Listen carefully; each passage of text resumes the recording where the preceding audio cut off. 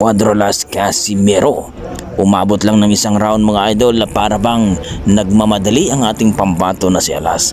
Ganun pa man mga idol, ika nga, sabi nila iba talaga ang mauni Cuadrolas Casimero pagdating sa Luna mga idol.